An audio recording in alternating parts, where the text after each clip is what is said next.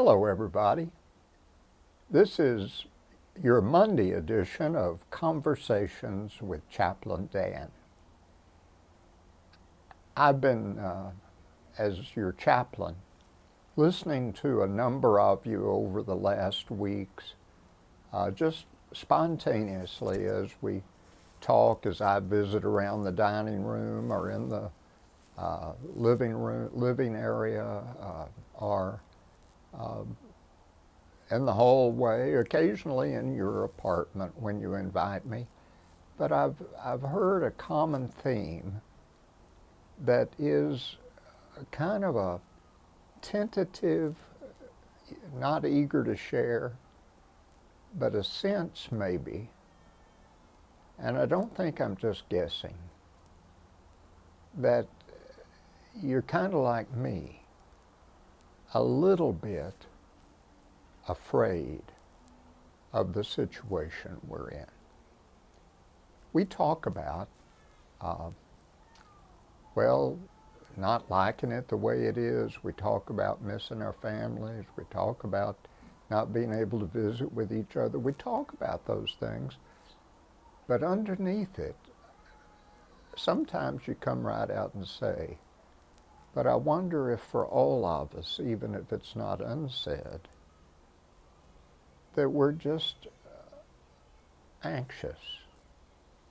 And another word for anxious is we're a little bit, or maybe a lot, down deep, afraid.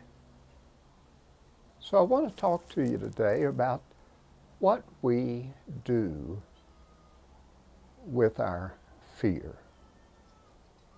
We have a really good guide in that.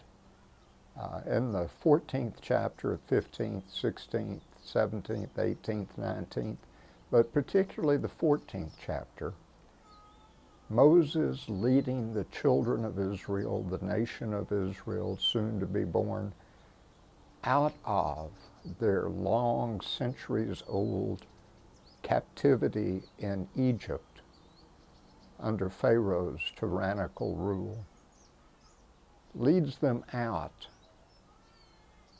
toward the promised land that God was directing them to.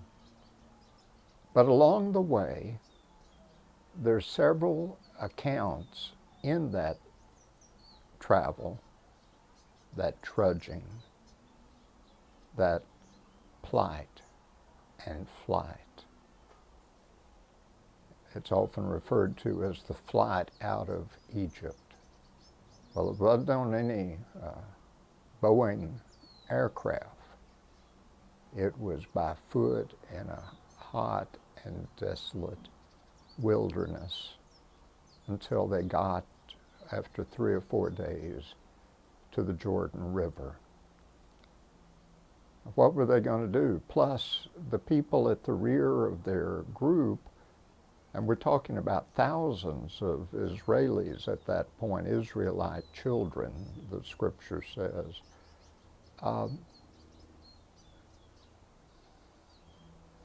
The guards at the back looked, and there was a cloud of dust coming.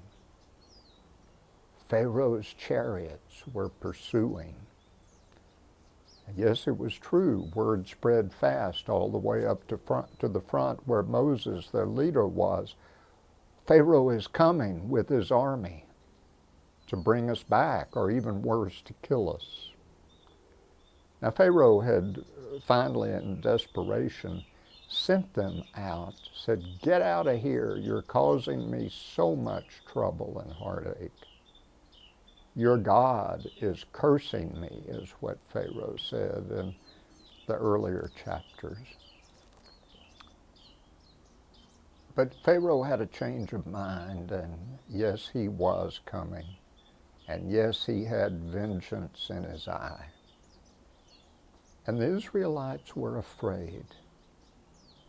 What did they do with their fear?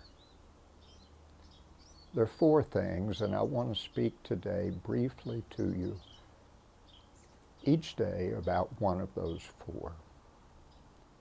Today,